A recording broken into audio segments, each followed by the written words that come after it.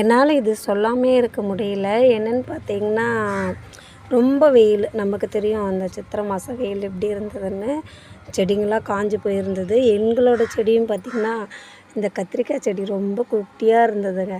ஆனால் எனக்கு ஒரு வாரம் மழையில் இது செடி நல்லா பாருங்கள், இவ்வளோ ஹைட் நல்லா ஹைட்டாக வளர்ந்து இவ்வளோ அழகாக ஒரு காய் கொடுக்குன்னு நான் நினச்சி கூட பார்க்கலைங்க. பாருங்களேன், எவ்வளோ பெரிய காய். நான் இது ஆல்ரெடி 3 காய் அறுத்துட்டேன் கத்திரிக்காய்.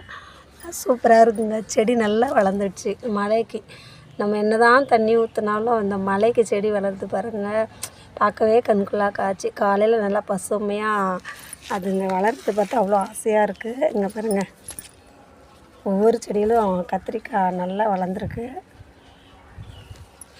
அத்தோட மிளகா பாருங்கள், எவ்வளோ குட்டி குட்டி மிளகா எல்லாம் நல்லா வளர்ந்துட்டாங்க. சூப்பராக வளர்கிறாங்க.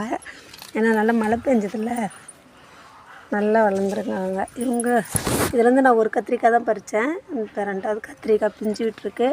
இது மட்டும் ஒரு செடி, இது தனியாக இருக்குது. இது எல்லாம் மற்றதெல்லாம் ஒரே காய் தான். இப்போ நான் காட்டினெல்லாம் அந்த பெரிய கத்திரிக்காய் தான். இதெல்லாம் கொஞ்சம் வேறு கத்திரிக்காய் போல். அதே மாதிரி வாங்க, இந்த கறிவேப்பிலை செடி பார்த்திங்கன்னா என்னோடய ஹைட்டாக போயிட்டே இருக்குது. அதுவும் இல்லாமல் எங்கே பாருங்கள், இந்த குட்டி குட்டி செடி கறிவேப்பிலை வர ஆரம்பிச்சிடுச்சு எங்களுக்கு. நிறையா உங்களுக்கு வேணும்னா சொல்லுங்கள். எங்ககிட்ட நிறைய கறிவேப்பிலை செடி வந்துகிட்டே இருக்குது.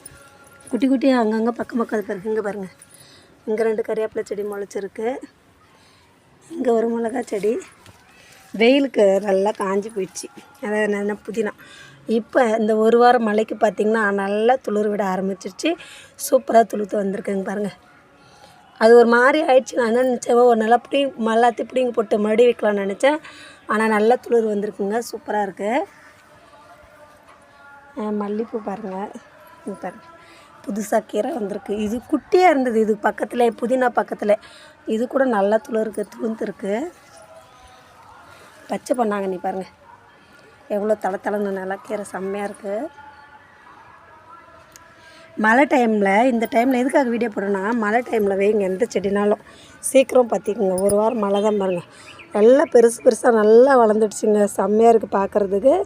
நீங்களும் இந்த மழை டைமில் ஏதாவது விதைக்கணும், ஏதாவது செடிக்கு வளர்க்கணும், புதுசாக வைக்கணுன்னா இந்த சீசனுக்கு வைங்க.